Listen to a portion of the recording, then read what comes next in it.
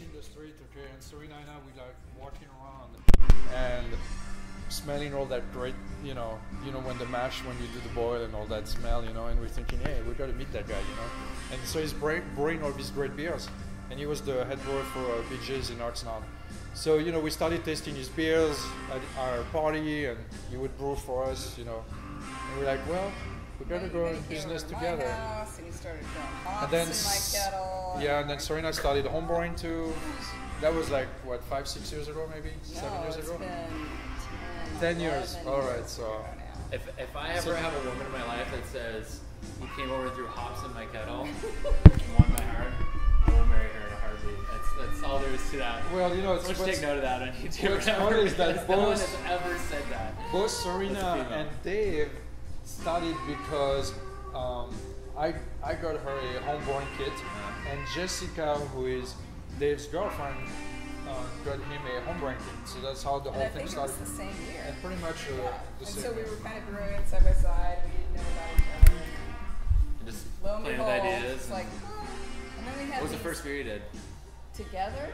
No, you. Me? Oh, it was probably a wit. Okay. Yeah, I did quite a few wits, and then I did a Belgian double, and it didn't fully attenuate, and I bottled it anyway. And then we went to France that summer, and the house sitter, because we've got horses, so kept calling like, I keep coming home, and there's like brown stuff all over the ceiling, and there's glass on the floor. Oh and my God. these bottles started exploding with the heat of the summer, and just went. So that was that was a crazy summer. I'm like, I know what it is. You might want to take those. You're gonna have to clean that for me. Yeah. Because I'm not home. Because I'm not home. You're gonna have to clean up the beer. I like that. That's how we discovered bottle fermentation. Yeah. Yep. Secondary Magic of exploding glass. That's right. No, we had some fun with that. But yeah, no, it started with Belgian beer.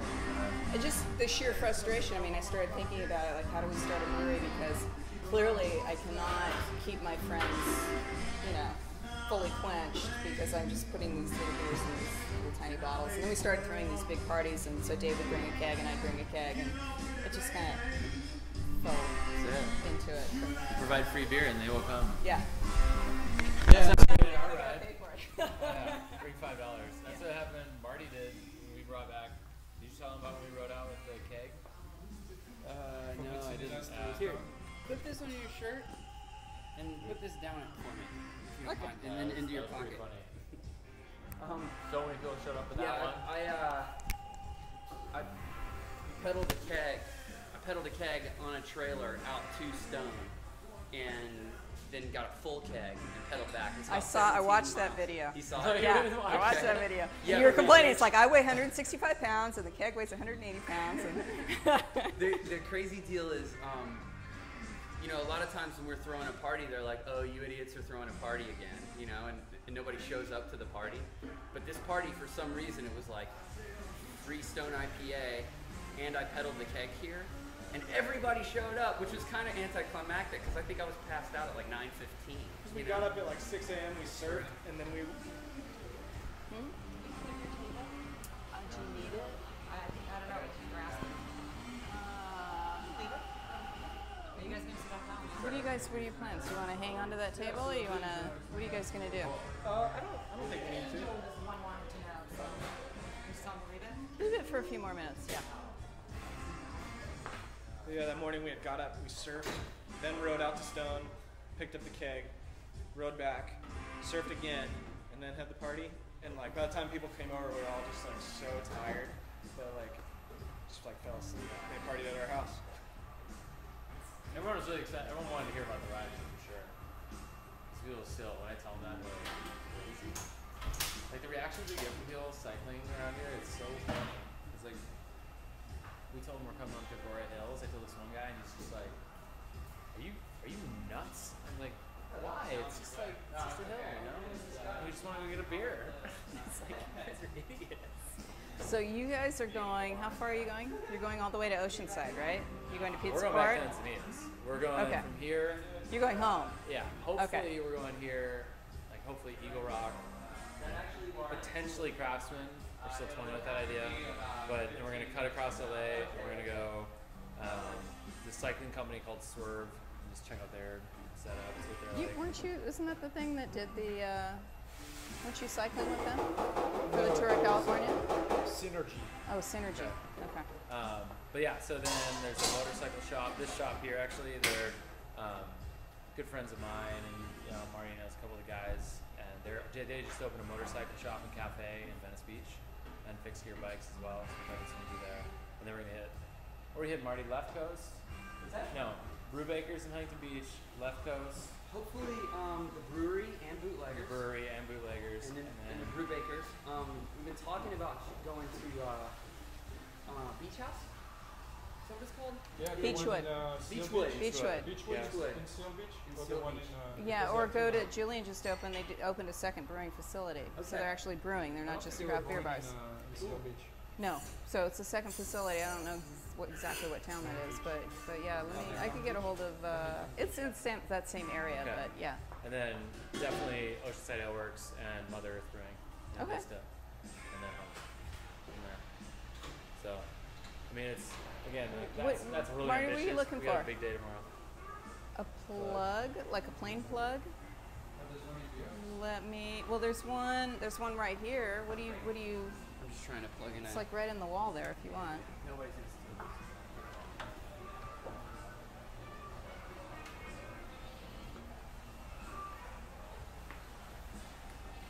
You haven't figured out a way to put a battery to your pedals? I was telling you. A charger? So I was in Santa Barbara. Well, I was in Ventura for a conference this last weekend. I rode up from Encinitas last week Okay. with 2 surfboards and all the gear that I have now. So I was going very slow into a headwind. But when I was in Ventura, I gave a little 2-minute lecture about why people ought to get on their bicycles at the very end of the conference. And this guy was like, "You got me stoked, man. I want to ride up to Santa Barbara with you." And I'm like, "Yeah, sure, man. I'm going up there this afternoon."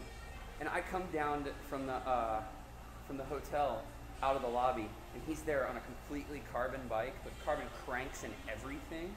And I'm like, "Are you ready for the slowest bike ride of your life?" You know? But he actually works for a solar company. And he was telling me you can get these things to fold out, and you can plug actual AC plugs into them. So what we're trying to do is make this. Use that in a minute, right? Like off the pannier or whatever, Well, like off the you know back, that, or that flight case that I'm carrying around Yeah. actually clicks in on top of my top rack. So that'd be a perfect place to just sort of tape it down right there.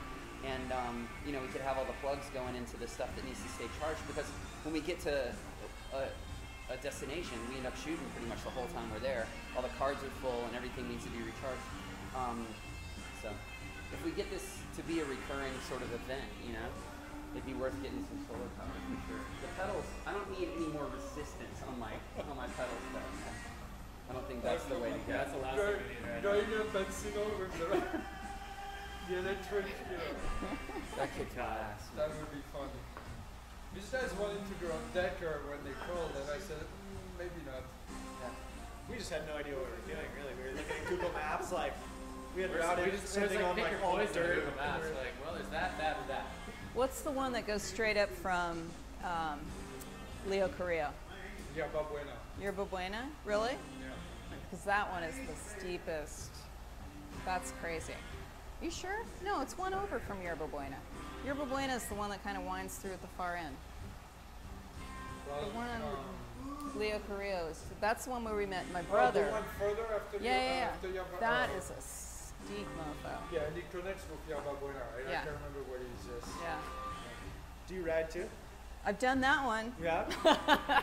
And that was it. That was it. I'm like, I'm out of here. I'm not doing this anymore. Do some flat stuff. No, I've done the Solvang half century a couple times, but that was a while ago. Yeah. That was pre-beer. That was pre-children also. We toyed with the idea a while back about doing a ride up to Temecula from Encinitas, like going the back way, then loop over, go to the brewery, and maybe left coast, and then coming down back to Encinitas. And we only had 3 days to do it, and we were gonna try and do 2 days. We were gonna try and do 2 days and 2 century rides while drinking beer. I was like, that's not possible. But the concept is great. The enthusiasm problem with us. Our enthusiasm is always there. It's execution. Well, you can just start farther north next time. Because there's a brew pub now in Solvang, right? Oh, okay. And you got Firestone Walker there. I didn't know that. Yeah, it's like Solvang. What's the name of the Solvang place that just opened up? Solvang, is it Solvang Brewing? It's like a little tiny pub. Yeah, they're Terravante area, right? Yeah, Buellton, yeah. But I think there's one downtown Solvang too, so that's kind of become a little enclave. So what did you do before Ladyface? I was a stay-at-home mom. Right on. Everybody thinks that's totally crazy, but honestly, I just went from 2 children to 52 children. So,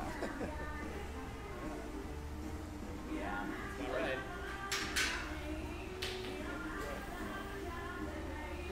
I'm trying to talk Dave to get back into the canister because I was back there messing with my stuff. Yeah, we're just We're waiting for the Clorox, the detox, right?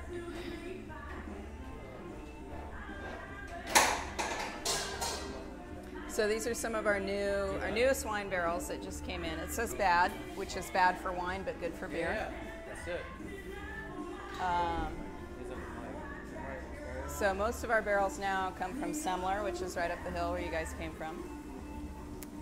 And we've got 4 going on with Saison. And this is a brand new one. What does that say? Cadus? Cadu?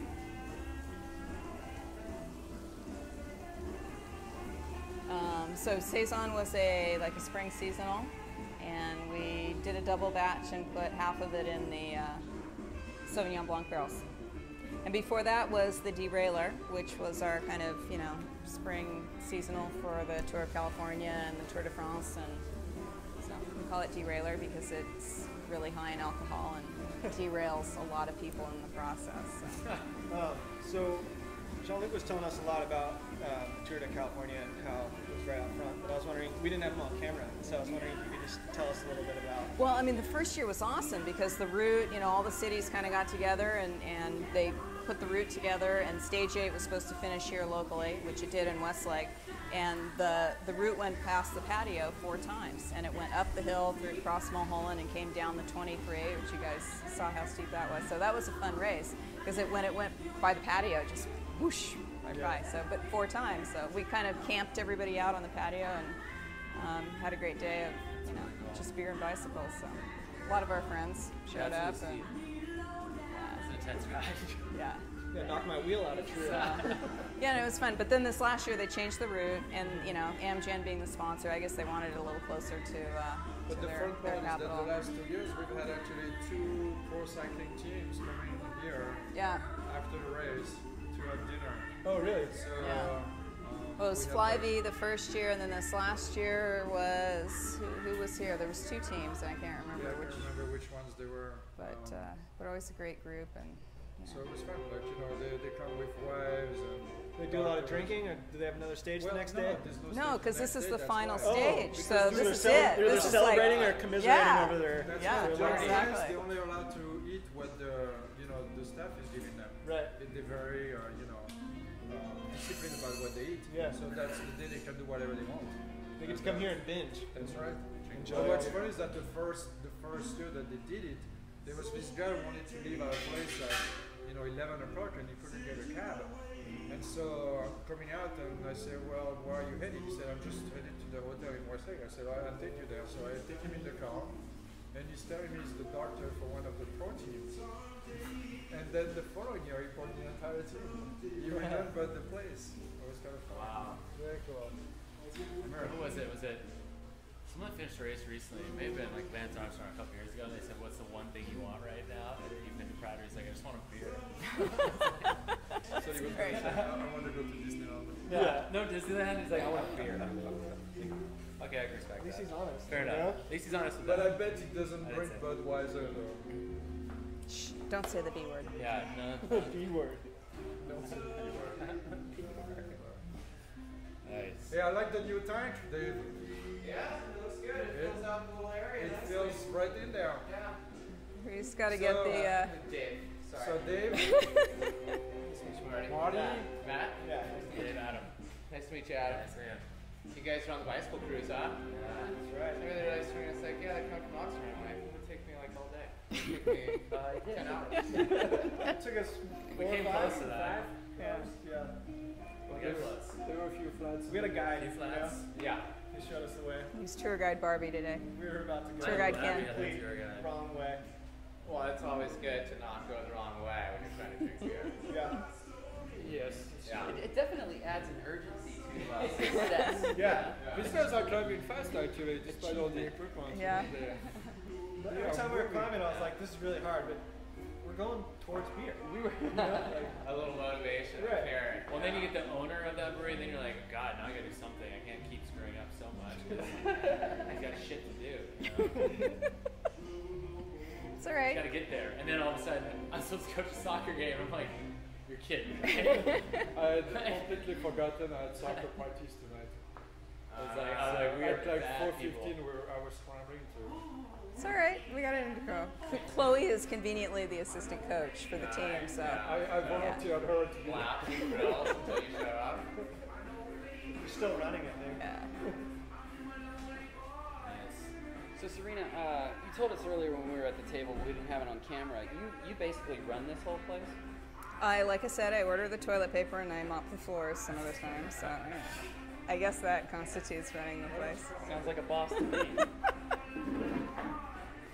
But Dave is the genius behind the beer, so he's Yeah. I he's get to what sit what deduction. pays the bills. Yeah. Drink the beer and make the beer. Yeah. It's not bad. Overload. Yeah. Well, let's get to talking about the beers. What's the Here. theory behind Ladyface beer?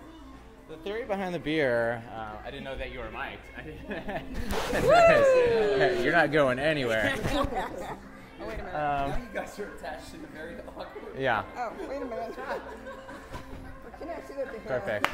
Just how we're like, can I have some hops? And she's like, wait, hold on, there's still. Well, let me attach myself to you. I get a hold at her. Look at that. All right, there you go. Turn that down, maybe. Is it? Yeah, that'd be great. Yeah, go ahead, John. You can turn it off. Just hit the power button. Basically, with the beers, I mean, all the beers that we're doing right here are home brews that got kind of morphed over time into what we're doing now. And even when we moved into this place, a lot of the beers have changed. We really only have a few of the beers that are set from the dead center from when we started. There we go. That was almost off. But they're all just, I mean, because we're a brew pub, we have that flexibility. We're not a big production area to where the beers have to be exactly the same every time. And I think our locals that come in here, and especially me, I enjoy those variances. If we happen to run out of a certain hop that we normally use at a certain point for a certain beer and we switch off to another one, those aren't variances that we kind of shy away from. We kind of encourage that because a lot of the time some of the successes that we find in the overall profile of beer happen in those variances, and we're like, well, this is something that we didn't do before, but now that it's a positive outcome, let's consider moving on that variance all the time now. So the beer is always like this progressive morphing flavor into what they currently are, and they'll change from here.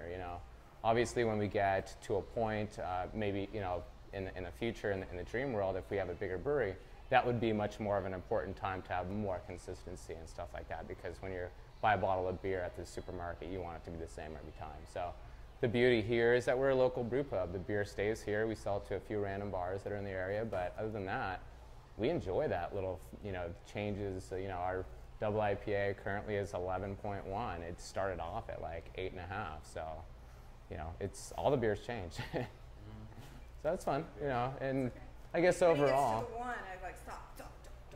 Yeah. Stay right there. Don't move. That's perfect. I would say just in general, we try to brew traditional Belgian and then the American side, like West Coast progressive. What I mean by that is just not the norm, something that's different. I think Californians by nature have kind of like a adventurous mentality, and we try to take that like in our recipe design and our procedures that we do. So, What's your favorite kind of beer to drink? The freshest and the coldest. I wouldn't say maybe coldest, but it changes every day. Like when last week it got really hot up here, I was drinking the lighter, easier beers, and it depends on if I'm sharing with friends or eating. But I would say overall, I tend to like all Belgian styles and kind of the aggressive West Coast hoppy beers. which is good because we sell most of those. So. Do you guys have a lot of beers that you've gotten response from that have been like a seasonal thing, and you ran regular production? No, and that's kind of like this like push and pull between some of our locals, like the home brewers or the guys that are at the bar all the time, because all the seasonals that we do are dedicated for a certain month, and when that beer is gone, it's gone until the next swing of if it's the January beer in February when it's gone, they say, oh, can you brew it again? I mean, yes, we could brew it, but then we wouldn't be able to do the next seasonal. Do you want to give that one up? And they're like, no. We'll wait a year. But, so everyone's waiting at the same swing. It's not like, Well, and it builds excitement, I think, for that beer to come around. Yeah, I mean, we really just don't have, like I said, we're a small brewery, so we don't have the ability to have 25 different beers available every day. We normally carry between about 7 to 10. Every once in a while, we hit like 11 or 12, but it's difficult because, we obviously want to make as much beer as we can, but a lot of the beers that we make, especially some of the barrel stuff, I mean, they're time consuming. So we're not able to just, some people, I think, obviously the home brewers and the beer geeks, they kind of get it, but some people, even people like my parents, they're not in this, in the know of how beer is made. So they walk in, they say, why don't we have this? Why don't we have that? Well, it's not like a pizza where I can make it in 15 minutes. Like, and it's ready to go. And I don't expect everyone to know. Like, everyone's not required to be a beer genius. But, so that's kind of like just that difference between the production and the consumption side of the business is that,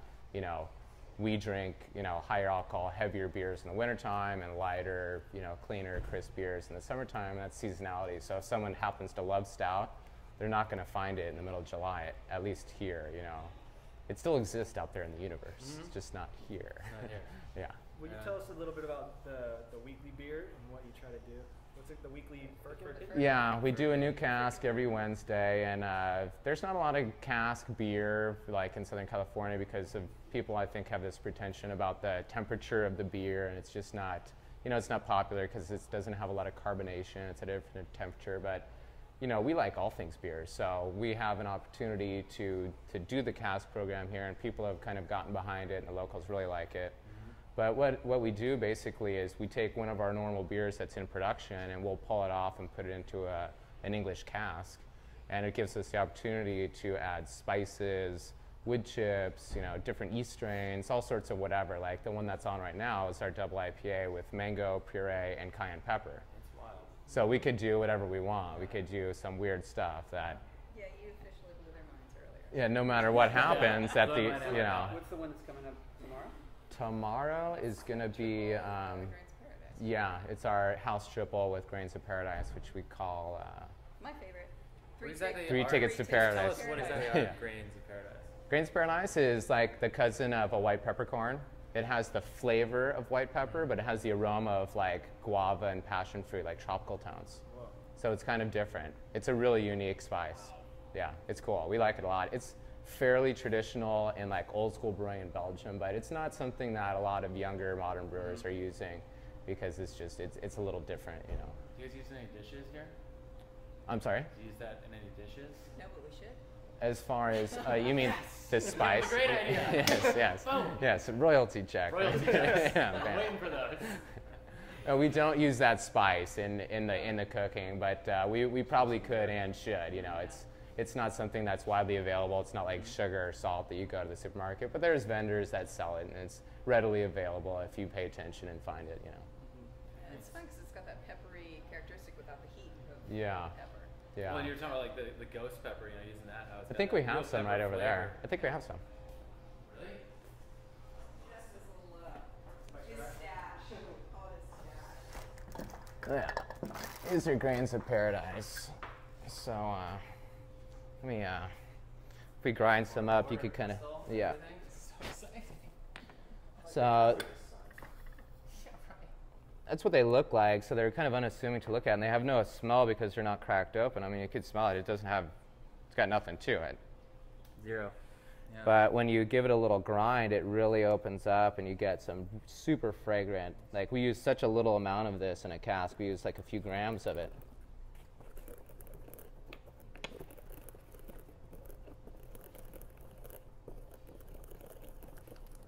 Now smell that. Oh. So it has It's this like, it's almost like it's fruity. yeah. So it's got like this tropical aroma. Yeah, taste one because it has like the bite of like a white peppercorn. That was probably fairly strong, huh? Whoa. Yeah, that's why. You're right. It is really concentrated. Holy smokes. Whew. Yeah, here. let me get you a little beer to But it's like fruit pepper. Yeah. It's like eating. Here, take a sip of that just to wash That's it? wash it out. No, this is our blind ambition that we're out of right now, but Just get that color in there. This looks like apple cider.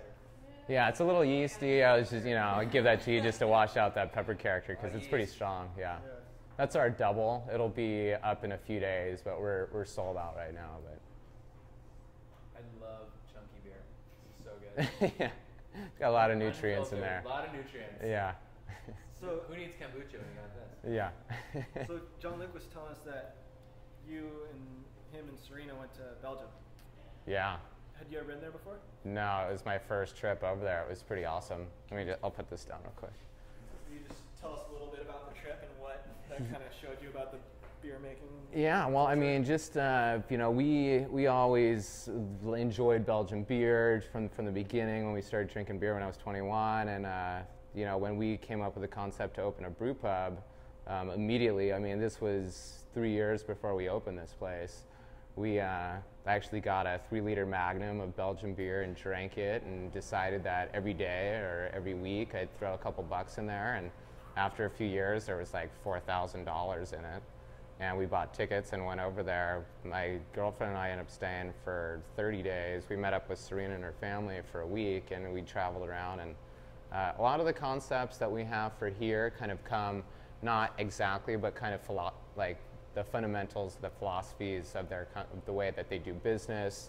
The fact that people aren't racing in to do a 30-minute lunch and like I need to race back to work. It's more of that slowed down lifestyle.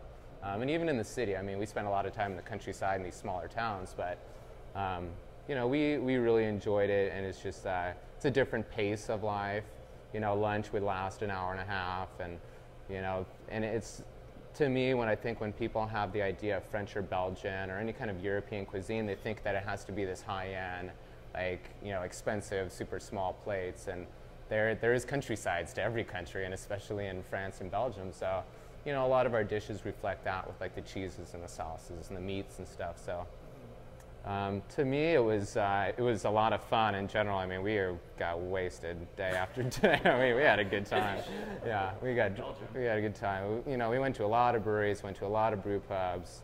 So it was fun. I mean, for me, it was my first time over there, and it's like, I know when I was there, we're going to come back every other year, and that was 3 years ago, and now I don't see myself going anywhere because we spend a lot of time here because it's required, and we're trying to make as much beer as we can, and we're owners that operate also. So when like Serena said, when the toilet paper's out, someone's got to call and place the order.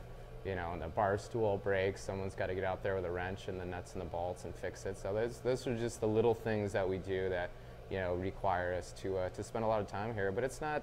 I personally don't look at it as something that is a negative thing. I think when consumers and locals come in and they see us here every day, they know that we have passion for what we do, and they enjoy the beers and the food. So it ties more into that less big like conglomerate business and more of like a local neighborhood pub. And then, do you ever talk with the chef in the kitchen and try and like pair the beers with the food at all?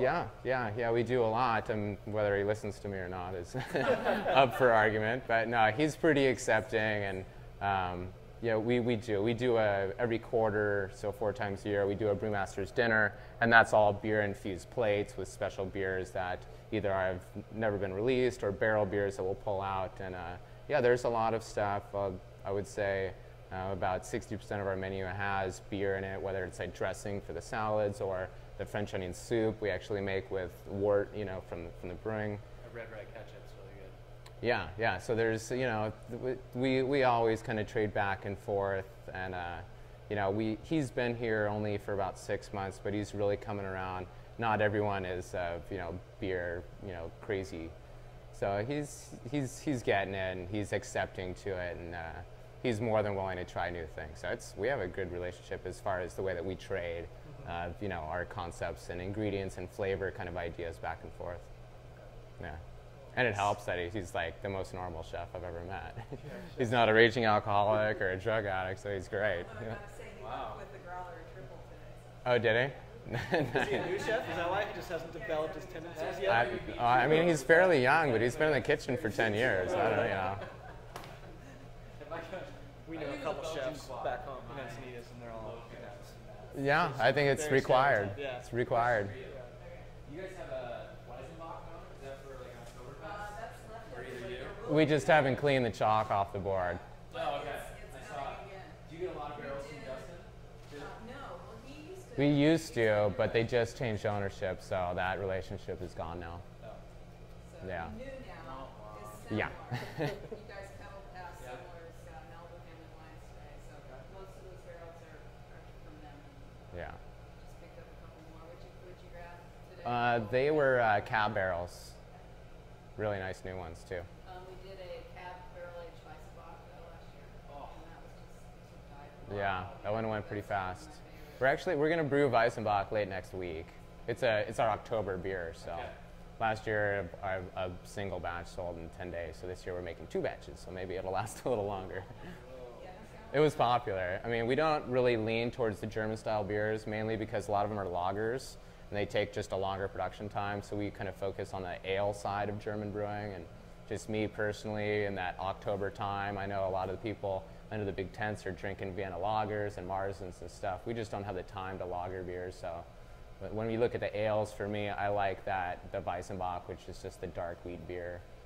You know, it has a lot of the same yeast profiles and flavors, but it's a little more substantial. We run our beer like around 8%.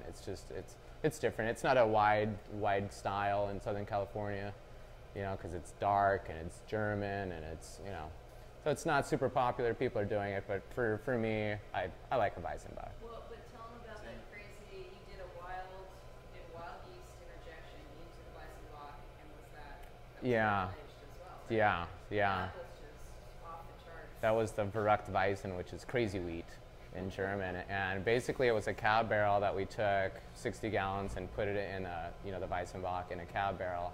And after a few months, we injected it with some bugs, some wild yeast strains. And it was kind of interesting because someone posted on our Facebook, you guys ever do a dry hopped sour beer? And we actually did dry hop that beer with Whole Leaf Summit, then barrel aged it and turned it sour. So it was like, it was out of style. Like if someone said, what kind of beer is this? You would have to have a long explanation of what it is because it doesn't. How do you describe that? Yeah. So, Barrel yeah. aged, dry hop. German dark wheat sour. Very, very sour too. I was surprised. I was Yeah. not expecting that sour level. Yeah, the acidity picked up really quickly from the lacto and some of the other stuff that we, purposely How threw quick in the does barrel. it usually with the lacto?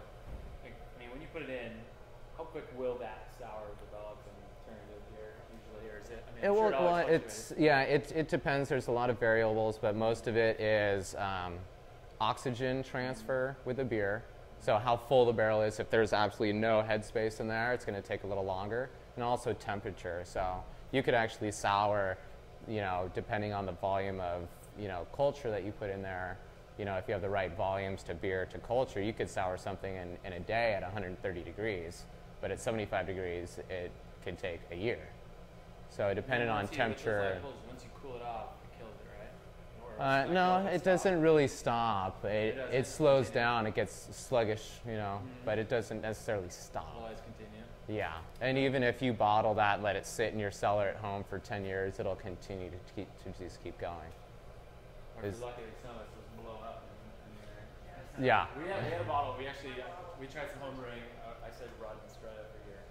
We were trying some home brewing, and we just put a bunch of bottles on a shelf in our closet while our clothes were hanging. We shoved them in the back of the shelf and just, all right, give it a couple weeks. Let's go. A week later, the whole room just reeked of beer.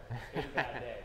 That whole batch blew up. Like 6 bottles blew up, and then the next batch we had going in our little whatever mini keg thing they've given us, it totally got tainted. and it was the worst tasting beer I've ever had in my life. Yeah, no, it's. But we had a few good ones after that. There was definitely. Good bags and bad There are. That was a bad one. That was one of the ones you drink. You're like, I'm never drinking beer again. This is disgusting. Yeah, I'm going back to the supermarket. Yeah, right. Going back to the supermarket. That's right. No, cool. Well, this is great. Yeah. This is a perfect little sound. Now, is there real quick? Is there a button I can push? I've been looking at these things and I've been like itching to push a button at all these breweries we went to because I see them. They're like, I go push one button, and they walk away. Is there one button I can just push? Yeah, you could hit whatever button you want up there right Will now. it do anything? Well, the blue button turns the water on and off, and the red button turns the fire on and off. I don't think on. It's like a personality test. Yeah. Fire, Hit either the. Right? Yeah, this is like the Warshak. You could hit the blue, red, or the white, and depending on, Serena will give you like a life chart. So give me a reading. The California Just a reading, right. All right, I just really want to go up in here, but I've never been up in these things. So right now, just to let you know what's happening, the water is filling the kettle right now. So that's the water that we're going to use. Is that why you're getting in there? We had to clean it because we brewed today. We're brewing again tomorrow. So we get in and we scrub it out, and then. It's a great image seeing somebody climbing into one of those. Yeah.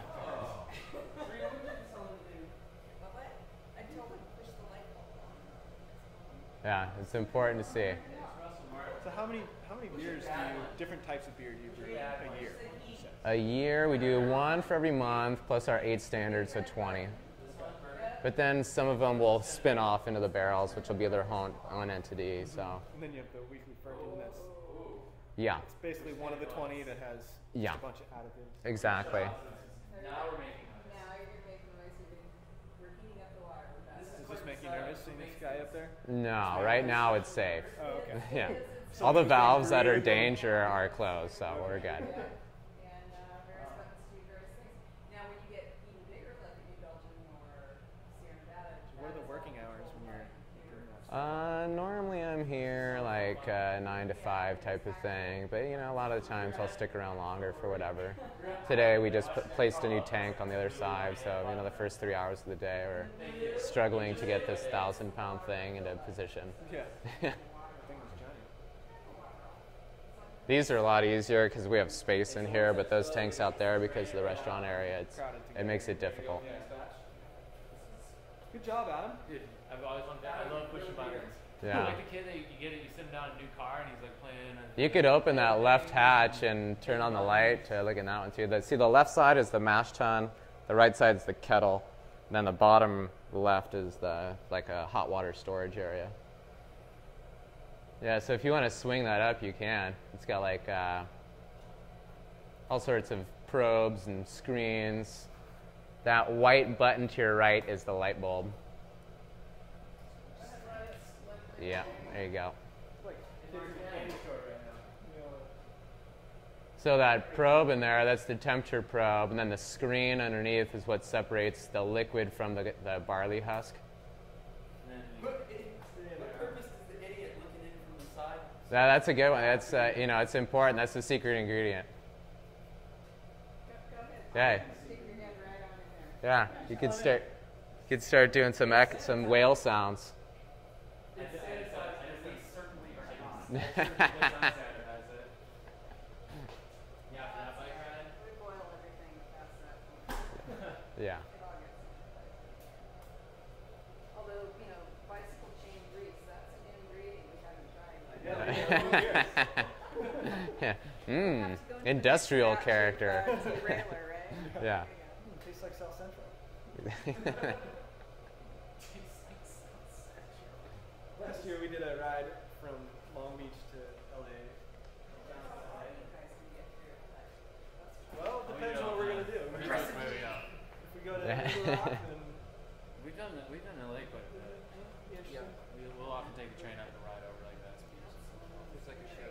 It's actually not. Venice Boulevard goes straight shot almost out of downtown, and it's one of the very few streets in all of LA that has a bike lane.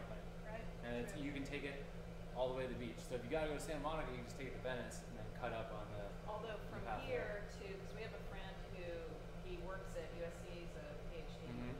cancer research guy, and he lives in Newbury Park. So he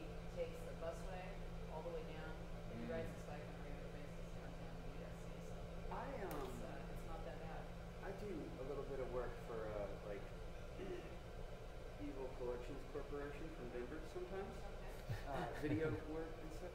And I came out to their office in Woodland Hills, and I just took the train to downtown and rode up there.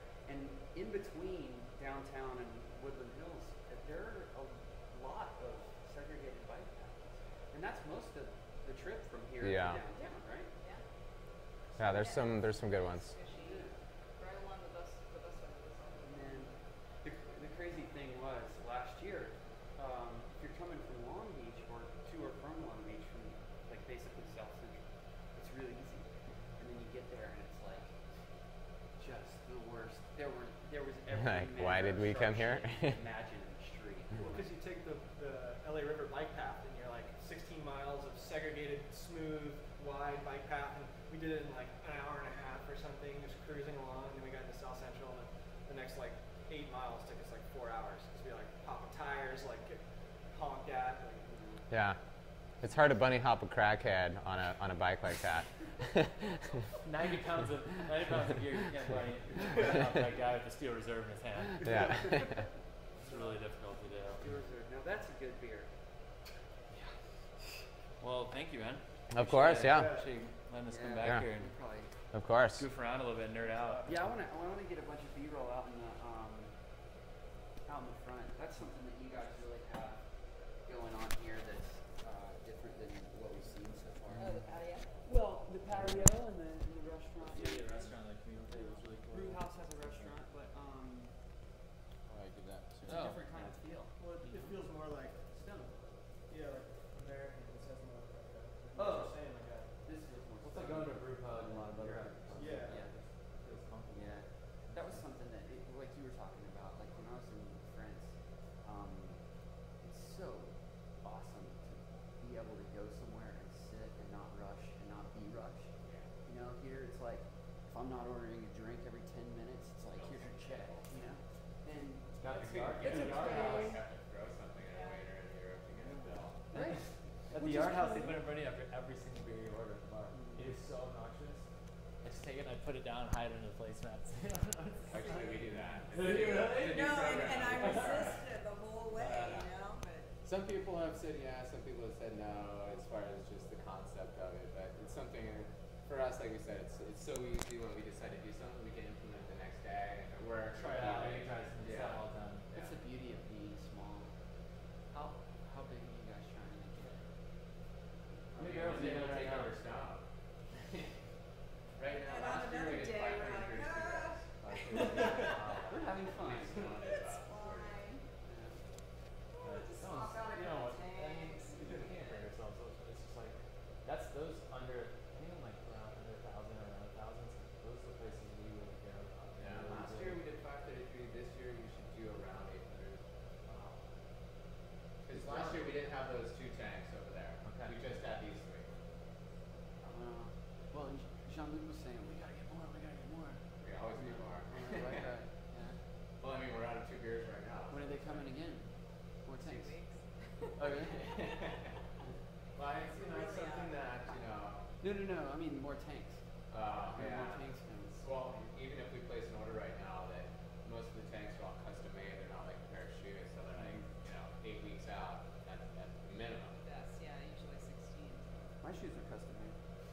You've custom made your shoes. Custom destroyed them. Where are they made? Some of the like these are San Diego, but some of the one like the new one we just got outside is Canada. Well, the steel No, comes from China. everything comes from China. Oh, okay. Steel, The base, yeah. everything's Why wouldn't it? And then they pre-assembled. get like kind Just of like everything else. fabricated and polished and finished up down in San Diego. Like the system, like this system was built with the same company as Premier Stainless that does most of the pizza port locations. They do a smaller brew pub. They don't do like the monster like Anheuser-Busch facilities. Those guys are the Germans. I mean, they send over a crew for a month to construct Yeah. this. It's pretty impressive operation. It'd be really funny to go to one of those behemoths and shoot it just to like contrast and The compare. problem is like the kind of project that we're doing. I know that we're gonna ridicule them, and I just don't even want to. I don't want to expose them to that firsthand. You know? Leave that to Beer Wars, guys. Yeah. Deal with that. Oh, I don't want to be part of that. cousin works for Anheuser-Busch. Which would be fun. I don't know if you were telling the Way to truth go. when we were interviewing you, but I actually did not have a swig of any sort of alcohol until I was 21. Me and neither. when I was 22, Same. I went to the. I I hadn't had many beers at that point either. When I was 22, I went to the Anheuser-Busch breweries beer school at Busch Gardens in Oh, Florida. yeah. Oh, yeah. We were like on a trip with my buddies and stuff Yeah. right after we finished college, and they pass around these little plastic like shot glass taster glasses of beers, and they give you like 6 beers at this place, and they don't tell you what they are. It's a taste test. And They ask you It's to the tell sensory them. analysis. Yeah. So they try to get you to tell them what the beer that you prefer is. And out of all of the different beers that Anheuser was making, and at that point they were trying to do like, I think they had some sort of pale ale and a red ale they were doing. And the one that I liked best was the Busch Red. Budweiser Red, just regular old American ale that had been kept in an oven at 200 degrees for 2 months after they had had brewed it. That was the one. I was like, this is by far the best beer, that you guys have. The one that was purposely destroyed beyond Exactly. You just recognition. burned the shit out of it. It was the only thing with any character. Tried to kill it.